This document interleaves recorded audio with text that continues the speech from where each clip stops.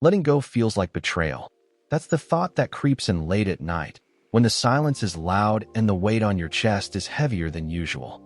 You sit there, staring at a message you didn't send, thinking of a conversation you never had, and you wonder, what if letting go means I gave up too soon?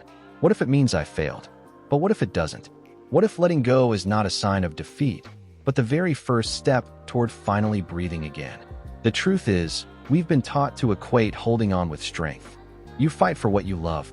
You don't walk away. You stay, you try harder, you endure, even when your soul is cracking and your heart is dragging itself across the floor. But here's the hard question. How long do you keep holding on to something that's holding you back? This isn't about giving up on dreams or people you love. This is about the moments where you've given everything and it's still not enough. Not because you're not enough, but because some things simply weren't meant to be held forever. Letting go is not a failure. It's a choice, a conscious decision to stop bleeding for something that refuses to stop wounding you. Imagine you're carrying a bag filled with stones. At first, it's manageable. A little heavy, sure, but you're strong. You can handle it. And so, you keep walking, adding another stone every time someone hurts you, every time a plan fails, every time you blame yourself for not being more. Eventually, you forget how it felt to walk without weight. You think the burden is just part of life. You think being tired all the time is normal. You think pain is just another name for love. But it's not. It never was. And sometimes, the bravest thing you'll ever do is stop mid-journey, look down at that bag, and decide, no more. Because letting go isn't weakness.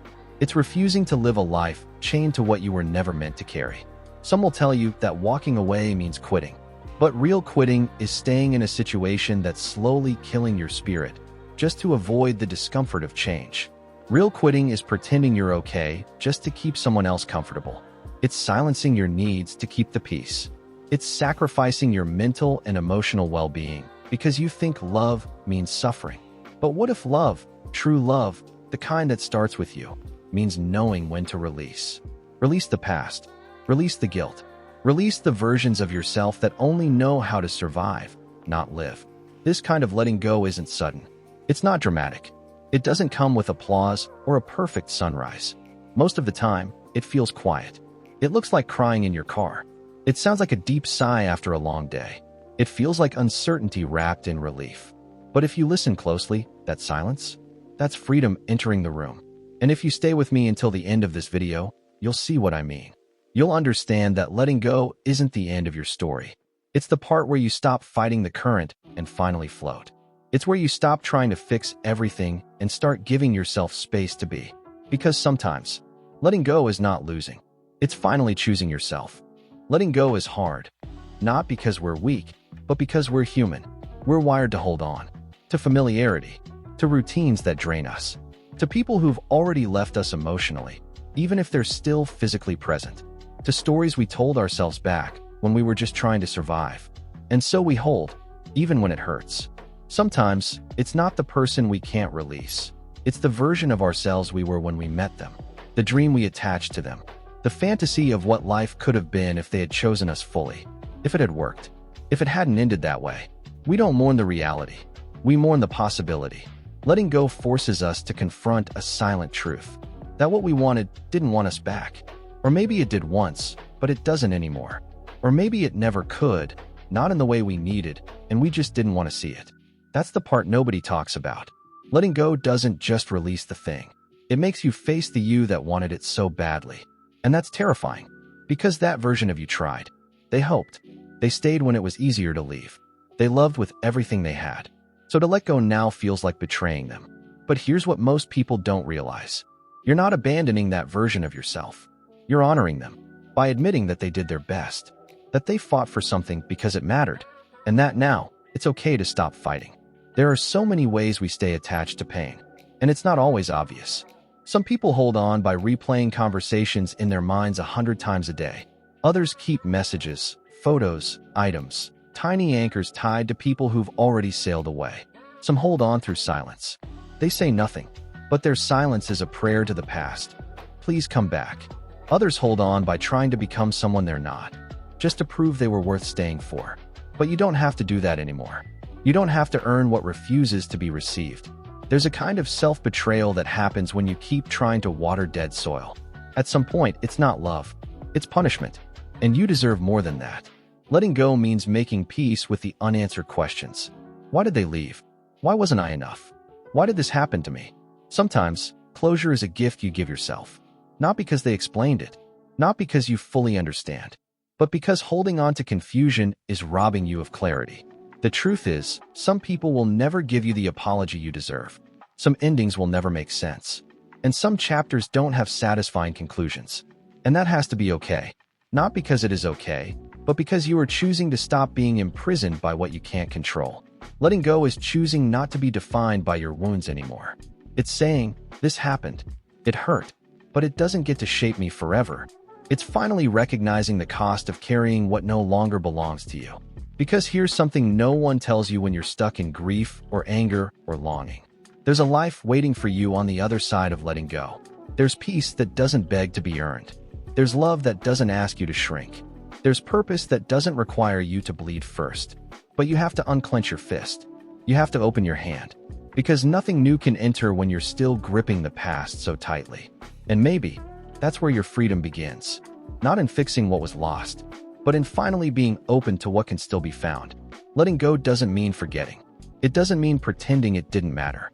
It just means you're no longer trying to resurrect something that already said goodbye. It means you're giving yourself permission to heal. And if you stay with me just a little longer, in the final part of this video, I'll show you how. Not with cliches, not with empty quotes, but with real, practical ways to begin loosening the grip, with grace, with courage, and without guilt. Because letting go isn't just something you do once. It's something you learn to do, piece by piece, until one day, you wake up and realize you're not holding on anymore. So how do you let go? Not just in theory, but in real life? In the middle of a quiet afternoon when the memory comes back. At 1:17 a.m. when your mind keeps asking questions that have no answers. On your way to work, when a song plays and suddenly you're back in a moment you thought you'd already moved past.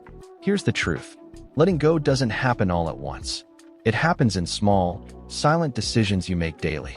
It starts the moment you stop trying to rewrite the past. It deepens when you allow yourself to feel the grief without rushing to fix it.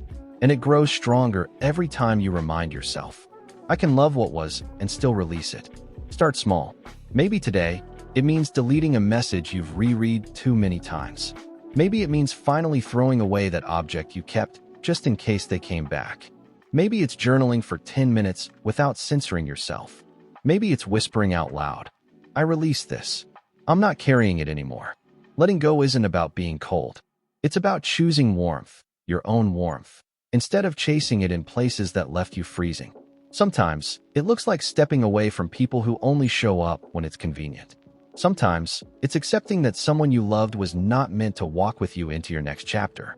And sometimes, it's realizing the thing you were most afraid to lose is the very thing you needed to outgrow. You won't get it perfect. Some days, you'll feel strong and steady.